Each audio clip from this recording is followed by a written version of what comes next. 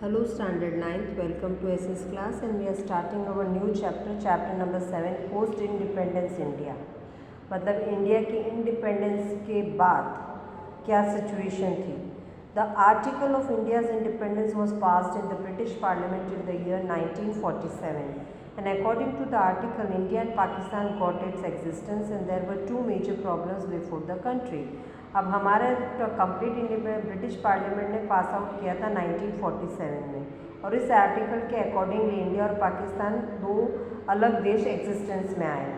पर हमारे देश के सामने दो बड़ी प्रॉब्लम्स थी। पहला framing of the constitution of India and दूसरा to put an end on the sovereignty of the British empire on the princely states and merging them into making an intact India. तो first our problem was to frame the constitution of our own और दूसरा कि जो भी British empire का sovereignty थी princely states में जो राजा महाराजाओं के अंडर में जो तो उनको मर्ज करना इंडिया में और एक United India banana. At that time there were 562 princely states and 48% princely states at stake in the total area of India. 20% of India's population resided in the princely states. So Kashmir, Hyderabad and Mysore were big states. Other states were small. There were states which were too small and were as village in form. अब हम बात करें तो 562 princely states थे, 48% जो states थे had stakes in the total area of India. Total area में से 48%। अब 20% ऑफ इंडियाज़ पॉपुलेशन रिसाइडेड। अब जो हमारी 20% पॉपुलेशन थी वो प्रिंसली स्टेट में रिसाइड करती थी। कश्मीर, हैदराबाद, मैसूर बड़े स्टेट्स थे। अदर स्टेट्स वर स्मॉल, कुछ स्टेट्स बहुत छोटे थे और कुछ तो एक गांव जितने छोटे थे। So it was a mammoth task to convince these kings and nawabs. Moreover, it was to be done very speedily. तो ये बहुत ही बड़ा टास्क था या डिफ़िकल्ट टास्क हम कह सकते हैं कि राजाओं को और नवाबों को कन्विंस करना और ये काम बहुत जल्दी भी करना था।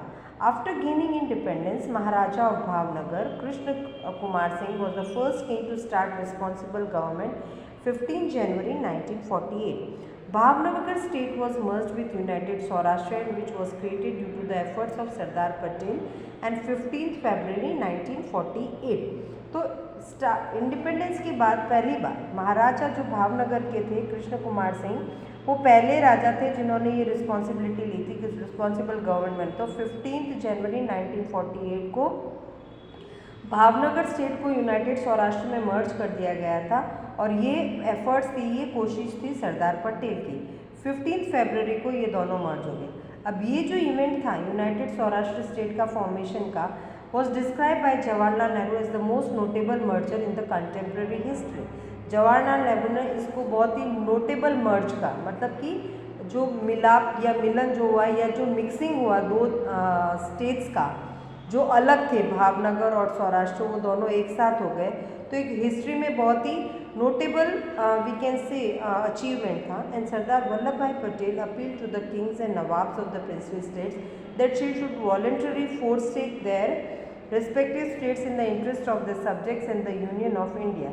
सरदार वल्लभ भाई पटेल ने सभी राजाओं से नवाबों से प्रिंसली स्टेट के जो थे उनको कहा कि आप वॉलंटरी अपने देशवासियों के लिए अपने जो नागरिक हैं उनके इंटरेस्ट के लिए आप इंडिया में की यूनियन में जॉइंट हो जाओ या एक यूनियन ऑफ इंडिया बनाओ। अपने स्टेट्स को एक मतलब एक प्रॉपर गवर्नेंस बन सके और प्रॉपर वे में आपके सिटीजन्स को सब कुछ सुविधाएं मिल सके। ही स्टिमुलेटेड नेशनलिज्म, उन्होंने राष्ट्रीयवाद को प्रमोट किया। किंग्स, रजवाड़ास and nawabs contributed in the making of a strong integrated and prosperous India. And इस तरह से जो किंग्स थे, रजवाड़ास थे, नवाब्स थे, उन्होंने अपना बहुत बड़ा कंट्रीब्यूशन दिया, योगदान दिया एक इंटीग्रेटेड स्ट्रॉन्ग और प्रॉस्परस इंडिया बनाने में। तो Sardar Patel assure them to protect their rights and interest. तो सरदार पटेल ने उनको कहा अश्योरेंस भी दिया कि आपके राइट्स और इंटरेस्ट का पूरा ध्यान रखा जाएगा। Suppose and Sardar Patel and secretary of home department mister VP Menon prepared the draft for attachment bond and status quo agreement. Concerned ministers and a joint committee of kings gave a final shape to these kings were happy by this draft and except Kashmir, Hyderabad and Junagadh, 559 princely states accepted this instrument of accession and join the Union of India. तो सरदार पटेल और उनके जो home department के जो secretary थे mister VP Menon, उन्होंने एक draft तैयार किया। उसमें था अटैचमेंट बॉन्ड था और स्टेटस क्यू एग्रीमेंट था। कंसर्न मिनिस्टर्स और जॉइंट कमेटी जो किंग्स की थी, उन्होंने इसको फाइनल शेप दिया। इससे काफ़ी सभी राजा खुश हो गए थे इस ड्राफ्ट से, सिवाय कश्मीर, हैदराबाद, जुनागढ़ गए बाकी 559 जो प्रिंसली स्टेट थे, उन्होंने ये इंस्ट्रूमेंट एसेशन का एग्रीमेंट को स्वीकार किया था और यूनियन ऑफ इंडिया को ज्वाइन हो गए थे। अब हम आगे पढ़ेंगे merger of Hyderabad, Junagadh and Kashmir in the next lecture. I hope so you must have understood this. Till then take care, have a nice day.